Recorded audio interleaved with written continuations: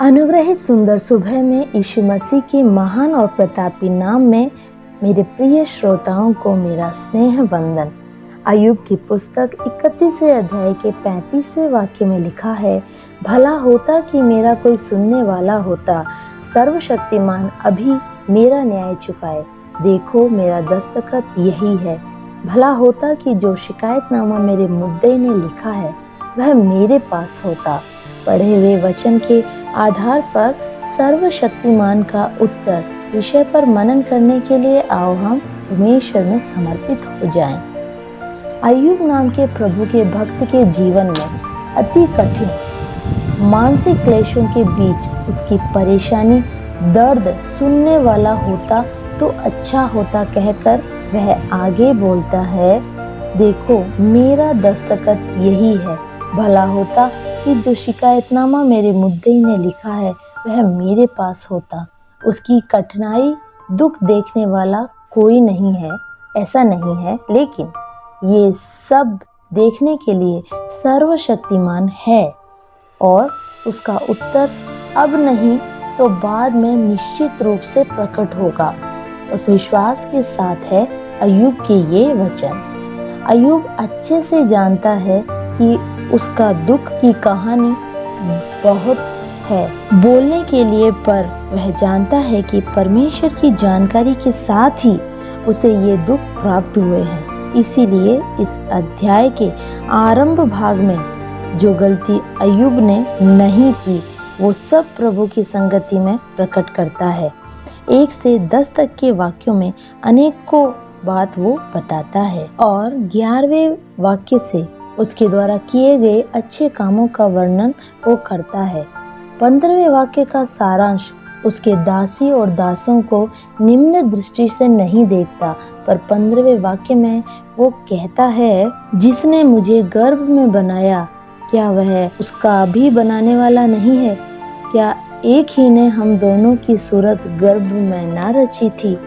प्रियो, यहाँ पर 16वें वाक्य में लिखा है, यदि मैंने कंगालों की इच्छा पूरी न की हो या मेरे कारण विधवा की आंख में कभी निराशा छाई हो।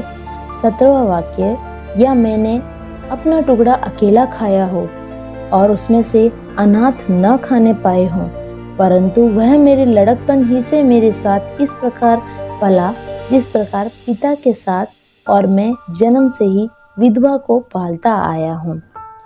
प्रियो, यहाँ पर धोखा छुपा है। एक बार कई बार हम अय्यूब के समान परमेश्वर के सम्मुख अपने कार्यों को समझने में पराजित हो जाते हैं।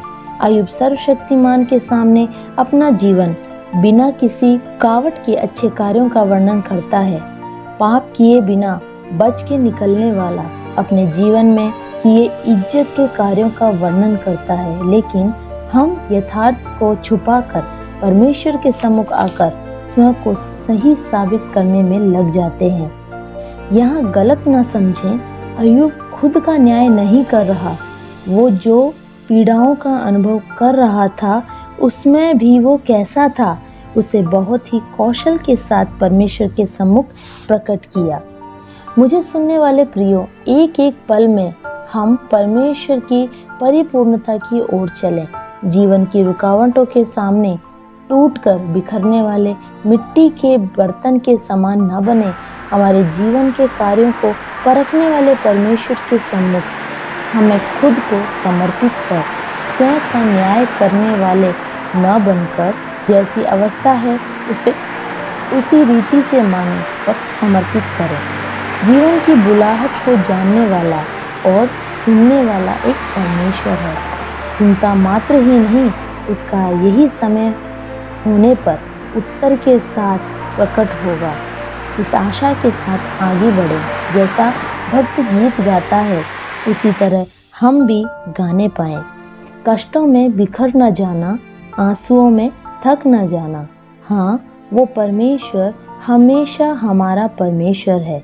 सर्वशक्तिमान का उत्तर तुम्हारे जीवन में प्रकट होने पाए, उसके लिए धीरज के साथ प्रतीक्षा करें। पवित्र पिता, उत्तर नहीं मिलने वाले प्रश्नों के मध्य, विपरीत परिस्थितियों के बीच इस वचन को इस दिन के समय सुनने वाले आपके बच्चों के ऊपर परमेश्वर अपना न्याय प्रकट करे और सर्वशक्तिमान अपने उत्तर के साथ प्रकट हो जाए। यीशु के नाम में आमीन।